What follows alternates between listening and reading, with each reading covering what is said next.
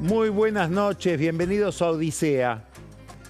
Este sábado, el sábado que pasó a la noche, tuve el gusto de participar en la Feria del Libro, junto con Diego Seligman, de la presentación de este libro, del que ya hablamos aquí en Odisea, porque le hicimos una entrevista a uno de los autores, que es Maya Jastrzębski. El otro autor es Manuel Jove. Es un trabajo entre biográfico, ensayístico, la historia y el lugar que ocupa dentro del gobierno o dentro del oficialismo Santiago Caputo, el mago del Kremlin. El libro es interesante porque detrás de la figura de Caputo aparece como telón de fondo toda la formación de La Libertad Avanza, cómo se fue gestando este oficialismo desde los comienzos. Y hace un aporte, de los muchos aportes que hace el libro, muy interesante, que es que uno empieza a mirar la historia de La Libertad Avanza y advierte, como pasa muchas veces en este tipo de libros, que cosas que a uno le parecen, que descubre ahora, que son novedades, en realidad tienen antecedentes bastante lejanos, o algo lejanos.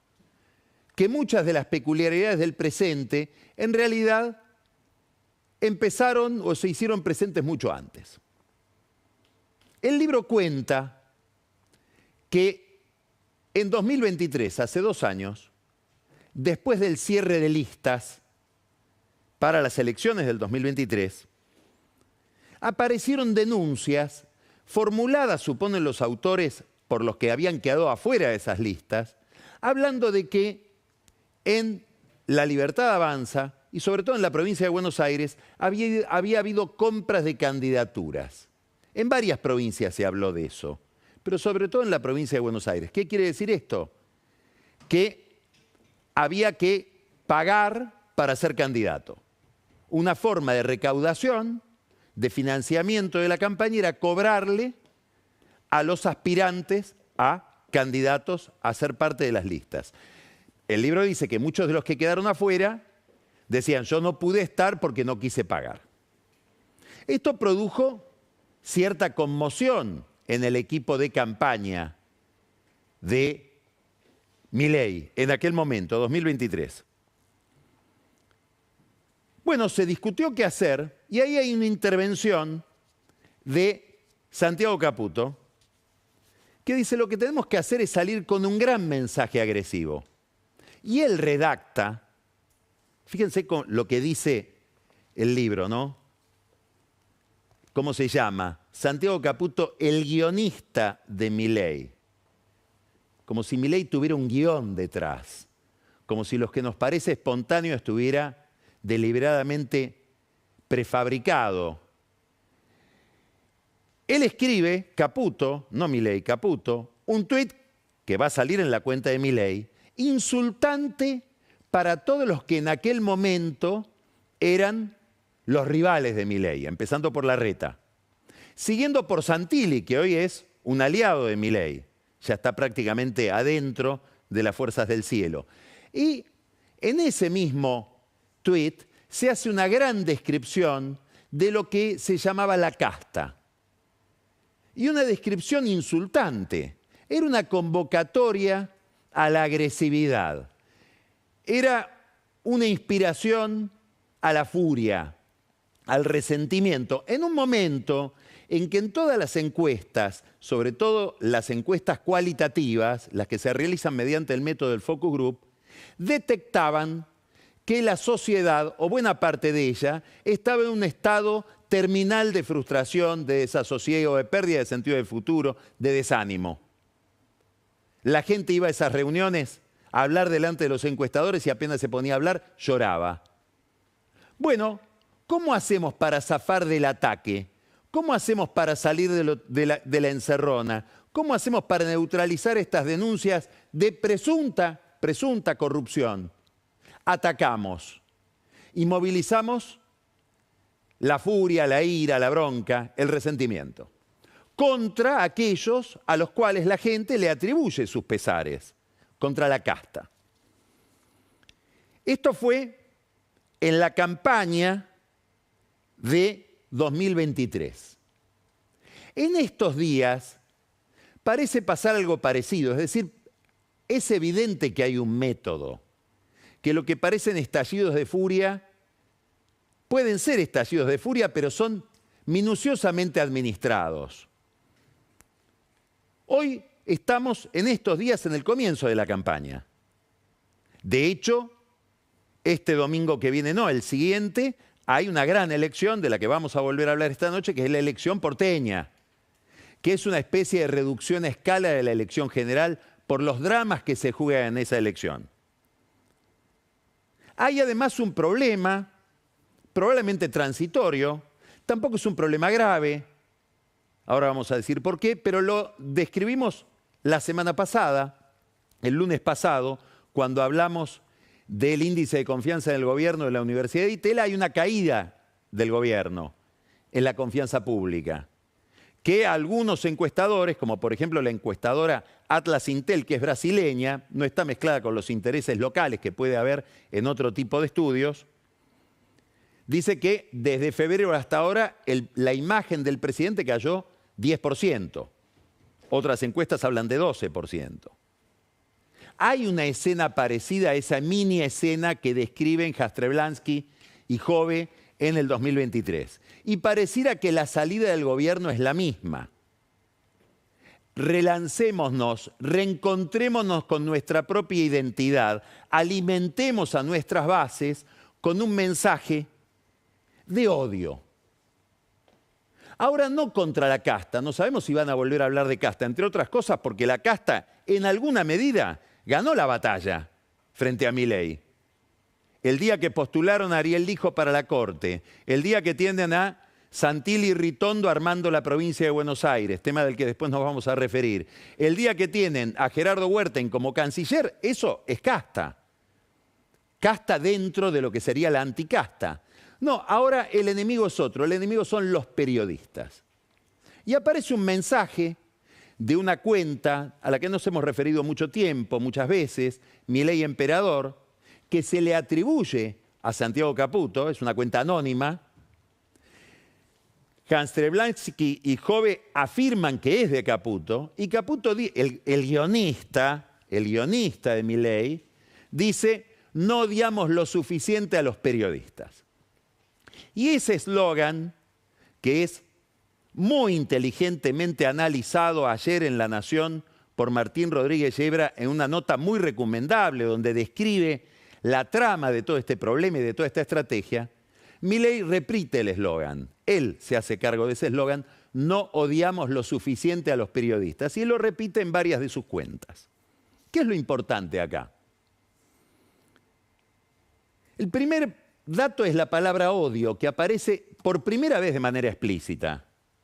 Ya no son mensajes agresivos, es una convocatoria a odiar lo suficiente. A partir de ahí se puede hacer muchas preguntas que no nos queremos hacer porque nos desviaríamos. Pero una de las preguntas es si una vez que odiamos lo suficiente, ¿qué sigue al odio? ¿Qué le hacemos a aquellos a los que ya odiamos lo suficiente?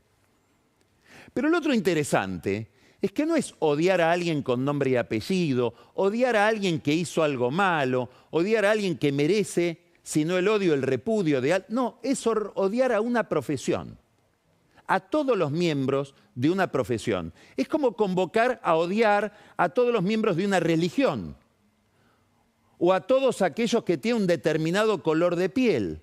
Bueno, aquel que sea periodista, sea buen periodista, mal periodista, ensobrado, no ensobrado, merece odio por el trabajo que ejerce, no por su conducta.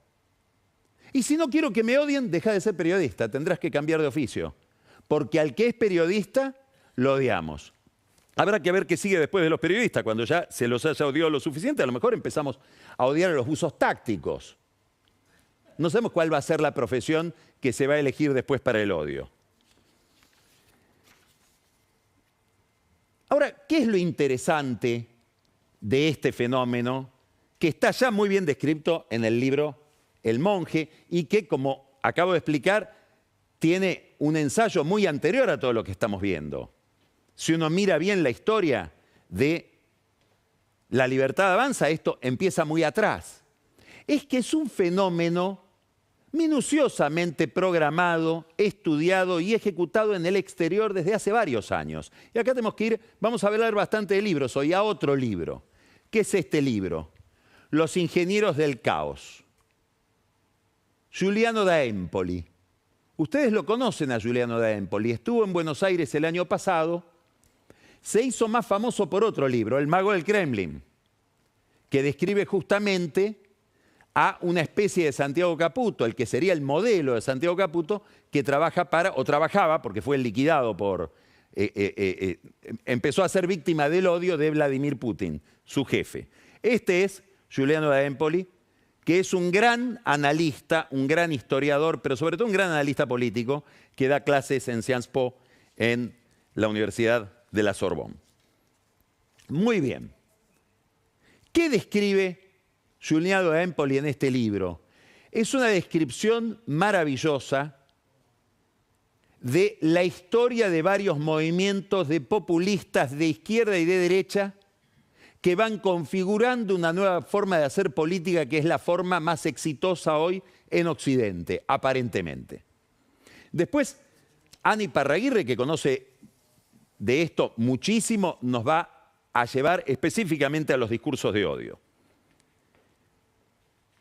Primera premisa de esta nueva política, que da Empoli identifica primero en su país, en Italia, 5 Stelle, 5 estrellas, un movimiento populista de centroizquierda llevado adelante por Beppe Grillo, un cómico, que también es un outsider, que hablaba contra la casta y venía de afuera de la política. La materia prima de la política hoy es la frustración. Esta es la primera premisa. Mucha gente frustrada. La ira, la furia. Hay un autor al que cita da Empoli, es un alemán, Peter Sloterdijk, que tiene mucho sobre política y psicología, política y psicoanálisis, y un libro específico sobre el problema del odio en la política, el problema del odio en la sociedad. Sloterdijk dice, las viejas instituciones, las iglesias, los sindicatos, los partidos políticos, servían para disciplinar, ordenar, racionalizar la bronca de la gente, el espíritu reivindicativo, el conflicto. Lo disciplinaban, lo encauzaban. Hoy todas esas estructuras se fueron deteriorando y pulverizando y disolviendo. Entonces la función del político y la función del asesor, del guionista que está detrás del político, del ingeniero del caos, es interesante la idea de un ingeniero que organiza, que diseña, que construye un caos, un desorden. La función de ese rol, de ese personaje, es movilizar el odio, dirigirlo, excitarlo. En el programa anterior ya hablamos de esto. Es la idea, lo sostiene Sloterdijk, de que el odio, la animadversión, el rechazo a algo, es mucho más movilizante hoy en la política que la adhesión a algo, que el programa, que el seguir una idea. Ahora, esta manipulación de sentimientos, de emociones, importante esto, la emoción empieza a estar en el centro, mucho más que la razón, mucho más que la idea, hace juego.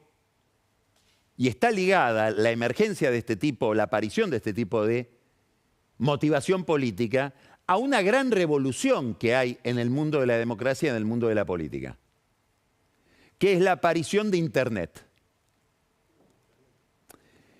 La democracia es un método de gobierno, un sistema, en cuyo centro hay un fenómeno que es la comunicación. No hay democracia sin intercambio de mensajes. Por lo tanto, si hay mutaciones muy importantes en la comunicación, es muy probable que haya mutaciones muy importantes en la administración del poder, en la democracia, en la vida pública. Cuando apareció la televisión, un gran cientista político italiano también, todo parece empezar en Italia en política desde Maquiavelo, era Giovanni Sartori, escribe un libro que tuvo mucho éxito en aquel momento, Homo Videns, el hombre que ve. Es el impacto de la política, el impacto de la televisión en la política, de la telepolítica. El cambio que introduce la aparición de la televisión en el mundo de la política, en el mundo posterior a los diarios y a la radio.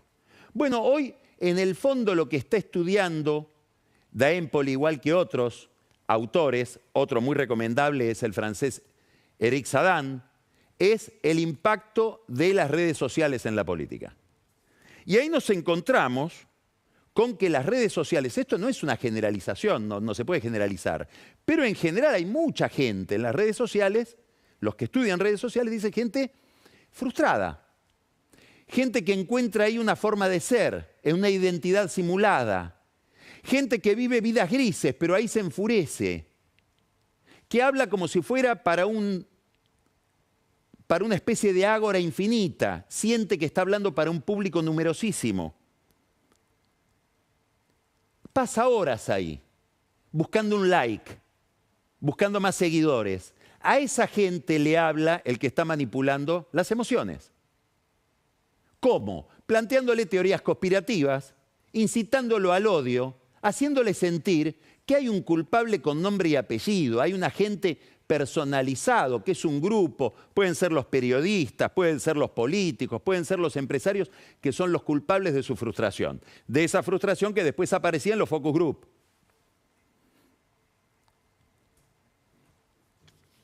El Instituto Tecnológico de Massachusetts, donde estudió Sturzenegger, en una investigación sobre redes sociales, detectó que en las redes sociales el mensaje falso tiene 70% más de probabilidad de circular que un mensaje verdadero. Lo falso atrae mucho, porque lo falso suele ser insólito. Y lo insólito, obviamente, atrae mucho más que lo convencional. Y descubren otra cosa. Un mensaje agresivo, un mensaje de odio, se reproduce 6 veces más que un mensaje moderado. Esto es un estudio del MIT sobre redes sociales, básicamente sobre X, la antigua Twitter. Jastrzębski y Manu Jove analizan este fenómeno de la relación entre Milei y su experimento político, Milei y su proyecto político, la instalación de Milei en la vida pública argentina y este fenómeno de las redes.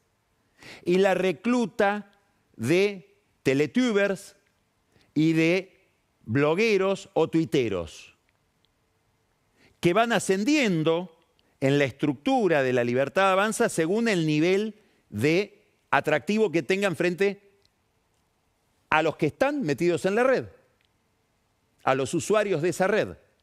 Y ese atractivo normalmente está ligado a determinada agresividad. Ellos descubren un fenómeno que es el de una cuenta muy exitosa de este oficialismo que se llama el Peluca Milei, el que está detrás de la cuenta, el autor es Tomás Jurado, y descubren que tiene un atractivo enorme en principio en YouTube, que empezaba a tener millones de visiones, lo que él proyectaba en YouTube, lo que él lanzaba, lo que él exhibía. Y que en general los mensajes eran referidos a Milei, Milei estalló, Milei enfureció, Milei ligado a la idea de agresividad. Ahora nos dicen que tenemos que odiar. Es una secuencia pensada de una bronca contra esto que Milei llamaba o llama la casta, que tampoco es una idea nueva ni una denominación nueva. Gabriele D'Annunzio, que fue el gran poeta del fascismo, ya hablaba de la casta en los años 20 del siglo pasado, hace un siglo. Acá tenemos un libro de 2 autores del Corriere della Sera, La Casta, Así los políticos italianos se transformaron en intocables y continuarán siéndolo. Son una casta. Este libro es un libro del año 2007. Ya va a tener casi 20 años. Fue un éxito fenomenal en Italia, La casta. Pero en la izquierda, Pablo Iglesias en España, el líder de Podemos, que es la izquierda de la izquierda, también habla de la casta. Es decir, estamos en la Argentina incorporando una tecnología, una nomenclatura, una forma de entender la política que ya tiene mucha difusión internacional. Y que consiste en poner al poderoso, esta es la operación, poner al poderoso en el lugar del débil. Los poderosos son los otros. Cristina Kirchner en alguna medida también hacía ese juego, intentaba ese truco, solo que ella no hablaba de la casta, hablaba de las corporaciones. El poder, el que maneja el Estado, el Poder Ejecutivo, los servicios de inteligencia, la fuerza de seguridad, es víctima de una especie de poder más importante que son llamados los poderes fácticos. No es que esto sea enteramente falso, pero es un reduccionismo. Es tomar un aspecto de la realidad por todo. Da Empoli estudia muchos casos, estudia el caso italiano, estudia el caso de Donald Trump en Estados Unidos, Orbán, que probablemente sea el más exitoso en Hungría, qué pasó con el Brexit, son todos fenómenos de la misma naturaleza, que tienen la misma tecnología, pero estudia muy bien el tema de Cinque Stelle. Ahí Beppe Grillo, que era el candidato, tenía un guionista, Gianroberto Casaleggio, que tenían un blog, el blog de Cinque Stelle. Y miren lo que dice, esto lo vamos a leer del libro.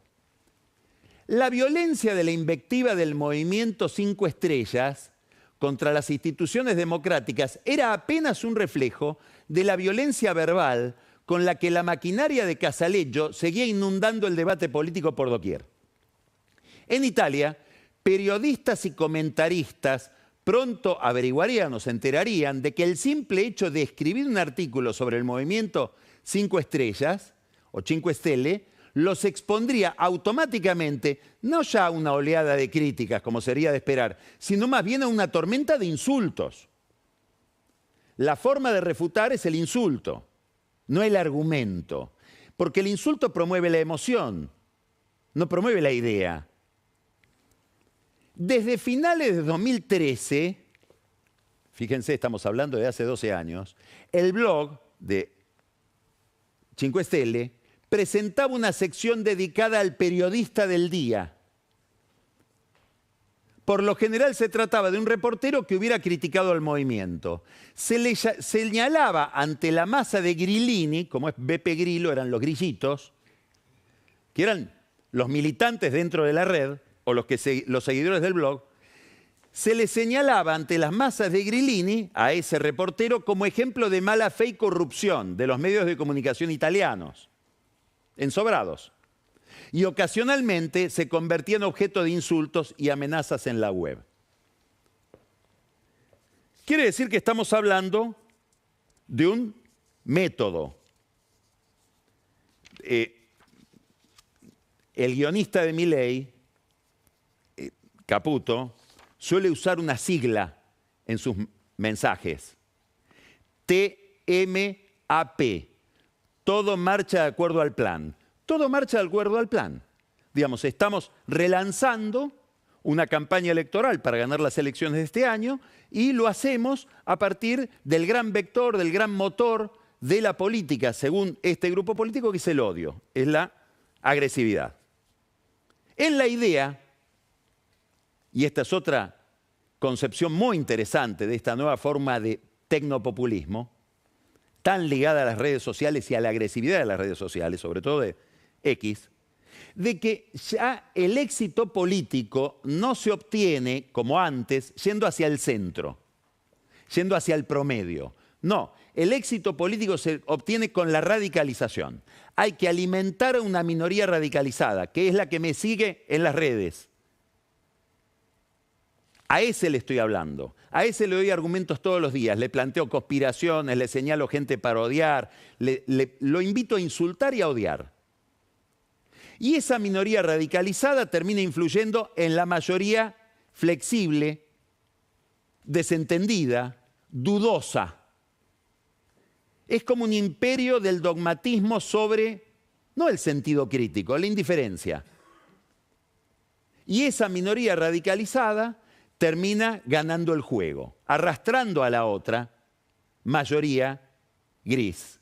Esta es la teoría que la expuso abiertamente el mago del Kremlin de Trump, Steve Bannon, en una entrevista muy interesante que dio hace más o menos hace 2 años al Mercurio de Chile, de Santiago de Chile, cuando dice: hay que dinamitar el centro, hay que dinamitar el consenso.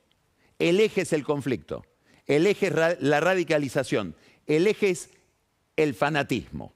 Eso hay que promoverlo y esa es la forma en que vamos a conquistar el poder.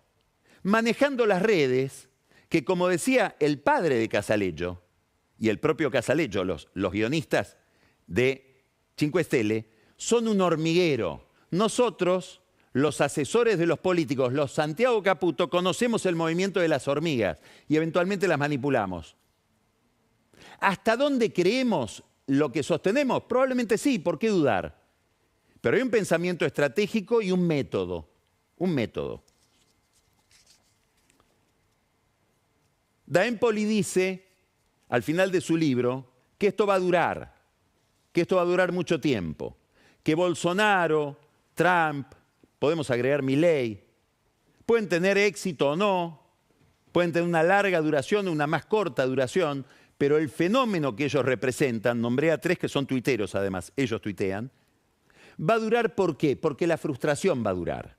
Porque las razones por las cuales esa gente expresa su odio están ahí operativas, porque hay una violencia difusa en la ciudadanía, que tiene que ver con distintos factores. Ni que hablemos en la Argentina. Estamos hablando de la Argentina del conurbano bonaerense o la Argentina del conurbano rosarino. Ahí ya hay violencia explícita, ya no hay odio frente al encuestador del Focus Group. Esa es la violencia que se trata de canalizar y manipular, la emoción. Todo esto en el comienzo de una campaña que empieza en la ciudad de Buenos Aires el 18, dentro de 2 domingos, donde hay varias peleas importantes. Una es la pelea por la formación de la legislatura porteña, que es la pelea explícita, listas para constituir la legislatura porteña en una elección rara, porque es una elección que Jorge Macri adelantó, tal vez equivocándose. Pero por detrás de esa pelea hay una gran interna, como una PASO. Es la PASO por la jefatura de todo lo que va del centro a la derecha. Y esa PASO los tiene como protagonistas a Javier Milei y Mauricio Macri, que van a estar los dos haciendo campaña en la ciudad de Buenos Aires, recorriendo los barrios cada uno con su candidato. Milei con Adorni, con Manuel Adorni, y Macri con Silvia Lospenato. Esta es la primera novedad importante de esta elección que nos habla de algo que va más allá de la ciudad de Buenos Aires, que presenta a la ciudad de Buenos Aires como una especie de reducción a escala de todo el país, de la política nacional. Hay otro fenómeno importante. ¿Qué pasa con el peronismo en la ciudad de Buenos Aires? Porque aparece un peronismo reciclado alrededor de Leandro Santoro. Aparece un peronismo que está buscando otro lenguaje y lo va a buscar o lo quiere manifestar a través de un Santoro que viene del radicalismo, que le puede hablar a la sociedad porteña en términos que tal vez un peronista no sabe hacer. Esto es un experimento pensado por un dirigente al que hay que prestarle atención. Estuvo acá en Odisea en el primer programa del año, Juan Manuel Olmos. Es él el estratega que está detrás de esta candidatura de Santoro, que tiene una aspiración más allá de lo porteño. Porque a Santoro le va bien, los peronistas, no los que están fuera del peronismo probablemente, pero los peronistas van a decir ¿cómo? ¿Ganamos la ciudad de Buenos Aires? ¿O salimos segundos? Acá puede empezar otra historia. La primera interesada en mirar eso va a ser Cristina. Las encuestas que están diciendo, habló Pancho Olivera la semana pasada, las encuestas lo están ratificando lo que él dijo. El PRO está segundo o tercero, básicamente tercero. En todas está Santoro primero y está Adorni segundo. Y Larreta, con unos 10 a 12 puntos, cuarto. Después está la UCR, la izquierda, 3 o 4 puntos. Y Marra también en ese nivel. Marra, que es un desprendimiento de La Libertad Avanza. ¿Qué estamos viendo? Una gran dispersión, una gran fragmentación, sobre todo de lo que era Juntos por el Cambio. Los Macri no quisieron mantener unidos Juntos por el Cambio, probablemente porque querían el liderazgo del PRO y desde ahí discutir con Milei. Para pelear el voto que les disputa Milei no servía tener a los radicales al lado o a Carrió al lado. Está también Paula Oliveto en la elección. Y está también Juan Manuel Abal Medina como una expresión del peronismo. Esta fragmentación, después nos lo va a contar en el Whisky Carola, parece haberse suspendido solamente en el cumpleaños de Daniel Angelici, el viernes. Ahí estaban Martín Lustó, Macri Mauricio, Macri Jorge, Darío Wasserman, que es el esposo de Pilar Ramírez, del corazón de Karina Milei. Estaba Emiliano Jacobiti del radicalismo y estaba Juan Manuel Olmos del peronismo. Estaban prácticamente todos. Solo faltaba la coalición cívica, que es difícil que vaya a un cumpleaños de Angelici. Todo lo demás es agresividad. Una agresividad sin argumento. Probablemente disputas de poder que no pueden anclar en un discurso público. Ahora, se da algo muy interesante, y es que la agresividad que va hacia afuera, el discurso del odio, la convocatoria a odiar o a tener malos sentimientos frente a los demás, parece tener alguna proyección hacia adentro también. O sea, pareciera que el conflicto no es tan administrable, y ahora tenemos un conflicto entre Karina Milei y Santiago Caputo. Como si el triángulo de hierro empezara a aflojarse. Y es una disputa importante, porque es una disputa estratégica respecto de qué tiene que hacer La Libertad Avanza. Karina Milei piensa La Libertad Avanza, muy inspirada por sus colaboradores más directos, que son los dos Menem, Lule Menem y Martín Menem, como una fuerza que viene a ocupar todo el territorio nacional, con candidatos en todos lados, protagónica, casi aislada. Candidatos desde Jujuy, donde va a haber elecciones el domingo que viene, y sobre todo en la provincia de Buenos Aires, donde hay una elección anticipada también. Todavía no sabemos la fecha, porque la justicia alega no tener demasiada posibilidad de hacerla el 7 de septiembre como quiso Axel Kicillof. Caputo dice, probablemente teniendo razón, Santiago Caputo, no, vamos a ir a 20 elecciones donde vamos a perder. Si no tenemos nada en esas provincias como para sostener una estructura y una candidatura. Igual que en muchas secciones de la provincia de Buenos Aires. Pero el problema no es si perdemos o ganamos. El razonamiento de Caputo es, yendo a esas elecciones, a esa competencia, nos peleamos con gobernadores peronistas y con dirigentes del PRO, en la provincia de Buenos Aires, básicamente con Santilli, que ya lo mencionamos, y con el entrañable pucho, Cristian Ritondo. Y a ellos los necesitamos después, a los gobernadores peronistas, no cristinistas o no kirchneristas, y al PRO dialoguista, los necesitamos para armar una mayoría en el Congreso sin la cual no vamos a poder sacar las reformas que le permitan a este plan económico bajar los costos para que la economía se reanime. Reforma tributaria, reforma laboral, reforma previsional.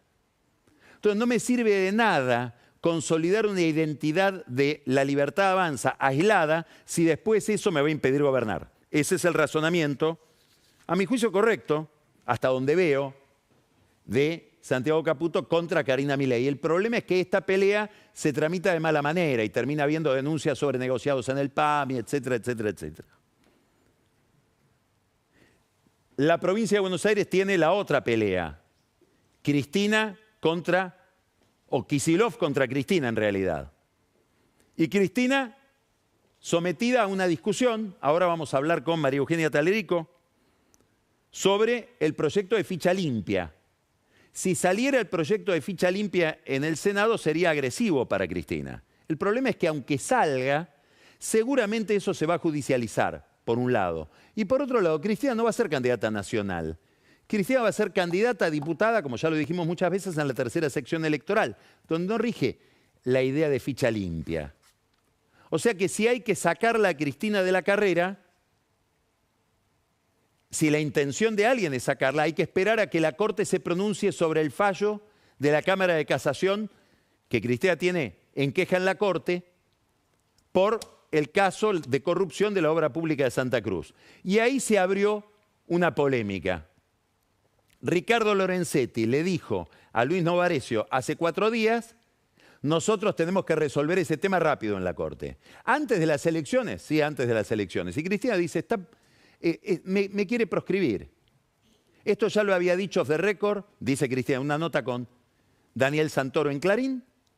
Y además, Anabel Fernández Agasti dijo en el Senado, acá la están extorsionando a Cristina para que vote a favor del juez Lijo en el Senado para que no le bajen el martillo a su candidatura en la Corte. Cristina, ¿qué hace hoy? Pide la recusación, recusa a Lorenzetti. Se abre toda una discusión. Hay que tratar ahora la recusación. ¿Lorenzetti se va a votar a sí mismo? Es interesante la pregunta, porque él criticó a Rosati por haberse votado a sí mismo como presidente de la Corte. ¿Va a caer en ese pecado diciendo, no, yo puedo juzgarla? Si Lorenzetti no se juzga a sí mismo y dice, no, me abstengo, hay que llamar a conjueces. Bueno, ya empieza una película que se puede volver más larga si los otros encausados en ese caso también recusan a Lorenzetti. ¿Qué quiere decir? Que Lorenzetti parece haber trabajado para Cristina, para que esto se postergue y vaya después de las elecciones. Lo más probable es que Cristina entonces pueda ser candidata y que tengamos un segundo duelo importante en la provincia de Buenos Aires, también mucho más incomprensible que el duelo entre Milei y Macri, que es por qué Kicillof se enojó con Cristina. Todavía no hay un argumento racional para eso, más allá de cuestiones personales. Fragmentación en la cúpula, enemistad en la cúpula, incomunicación en la cúpula y una convocatoria del oficialismo a movilizar, como lo viene haciendo, según nos dicen Jastrzębski y Jove, desde el año por lo menos 2023, como forma de hacer política en un método que parece muy impulsivo, que parece muy emocional, pero que está fríamente calculado, porque todo marcha de acuerdo al plan. Empezamos Odisea, vamos a hablar con María Eugenia Talerico, que acaba de lanzar su partido, se llama Potencia Buenos Aires. Vamos a hablar de muchos temas de carácter institucional que son aquellos en los cuales ella está especializada. Y después vamos a tener a un periodista de primer nivel, un querido periodista de La Nación, Hugo Alconada-Amón, que nos va a venir a hablar de su nuevo libro, Topos. A él le gusta la palabra topo, después vamos a hablar de eso. El espionaje ruso en la Argentina. Pero a partir de su libro sobre espías rusos en Argentina que volvieron a Moscú y fueron recibidos por Putin, vamos a hablar en general de espionaje y política, que es un tema que él conoce mucho. Pancho Olivera, el negocio de las apuestas online. Millones de dólares detrás de ese negocio que empieza a afectar al fútbol porque hay proyectos para quitarle a las empresas de juego online la posibilidad, por lo menos en la ciudad de Buenos Aires, donde están los más grandes clubes, de auspiciar camisetas. Daniel Vilota nos lleva, como siempre, a pasear por el conurbano bonaerense y nos propone hablar de un hervidero de alianzas y traiciones. Ani Parraguirre va a poner la lupa sobre lo que venimos hablando. El gobierno que vuelve a un método general en la política, aquí y afuera, el discurso del odio. Camila Perochena trae el espejo de la historia y nos va a hablar de cuántas veces en la Argentina los gobiernos quisieron atacar al periodismo y ponerlo en la picota. ¿Por qué molesta tanto el periodismo? Y Carola, como ya les prometí, nos va a llevar al cumpleaños número 61 de Daniel Angelici, festejado el viernes a la noche, y nos trae Carola por primera vez en Odisea una botella real, ya no en foto, del vino Cupra. El vino de Angelici, homenaje de Angelici a su familia italiana. Empezamos Odisea, vamos a hablar con Eugenia Talerico.